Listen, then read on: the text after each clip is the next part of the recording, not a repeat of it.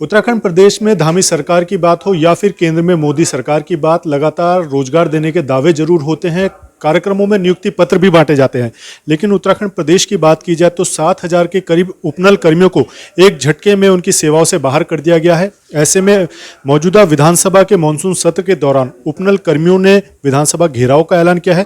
तो सदन के भीतर विपक्ष किस तरह से उनकी आवाज उठाने का काम करेगा, खुद पूर्व नेता प्रतिपक्ष प्रीतम सिंह जी हमारे साथ हैं। प्रीतम जी, पहली बात तो 7,000 के करीब कर्मियों को एक झटके में बाहर कर देना किस तरह से?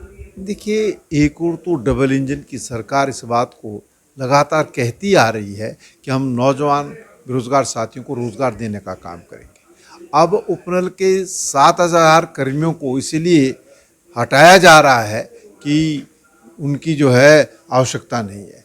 तो हम सरकार से कहना चाहते हैं, तो आपने आवश्यकता से अधिक उपनल कर्मियों को रखा क्यों?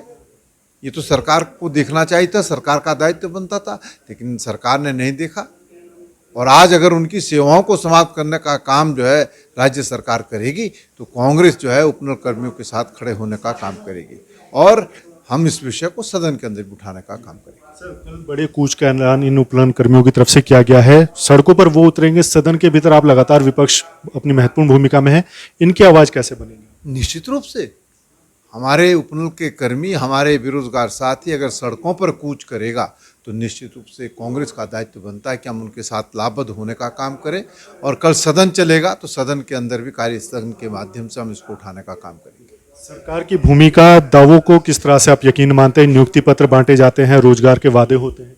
ये तो हमने पहली बार देखा कि नियुक्ति पत्र जो है देश के प्रधानमंत्री बांट रहे।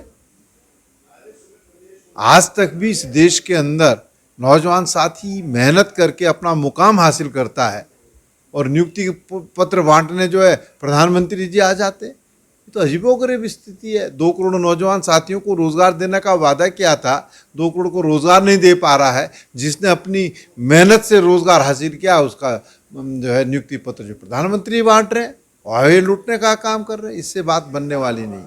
उत्तराखंड के परिप्रेक्ष्य में बात की जाए, तमाम युवा रोजगार की बातें करते हैं, रोजगार के लिए तैयारी कर रहे हैं। पहले कहीं धांधली हो जाती है, कहीं रोजगार लगे हुए बाहर हो जाते हैं। लगता है यहाँ पर युवाओं का भविष्य सुरक्षित है? नहीं, देखिए, आपके सामने है इस प्रदेश के अंदर बेरोजगार साथियों को रोजगार देने की बात हुई और जिस तरीके से परीक्षाएं हुई और उन परीक्षाओं में जिस तरीके से भ्रष्टाचार हुआ, जिस तरीके से नकल हुई, नकल माफिया पूरी तरीके से जो है भर्ती को प्रभावित करने का काम करता रहा। उसकी मर्जी के अनुसार भर्तियां होती रही। उससे जो है उत्तराखंड का जो नौजवान साथी है, बेरोजगार साथी है, वो हताश है, निराश है। और इसीलिए हमने बार बार कहा कि हाई कोर्ट के सिटिंग जज की देखरेख में सीबीआई जांच कराई जाए। सरकार क्यों घबरा रही, मैं समझ नहीं आया। अगर सरकार का इसमें कोई हाथ नहीं है तो क्यों घबरा रही है सीबीआई जांच से?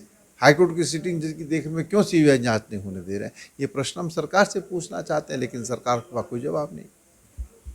ये थे पूर्व नेता प्रतिपक्ष प्रीतम सिंह जी, जिनका साफ तौर पर कहना है कि उत्तराखंड सरकार दावे जरूर करती है रोजगार को लेकर, लेकिन जो रोजगार का मुद्दा है वो काफी हावी हो चुका है, जिसको लेकर अब उपनल कर्मियों की आवाज बनने का काम विपक्ष करेगा और सदन के भीतर इस मुद्दे को पुरजोर तरीके से उठाया जाएगा। अपने सहयोगी रुपेश नेगी के साथ अजीत काम्बोज, देहरादून।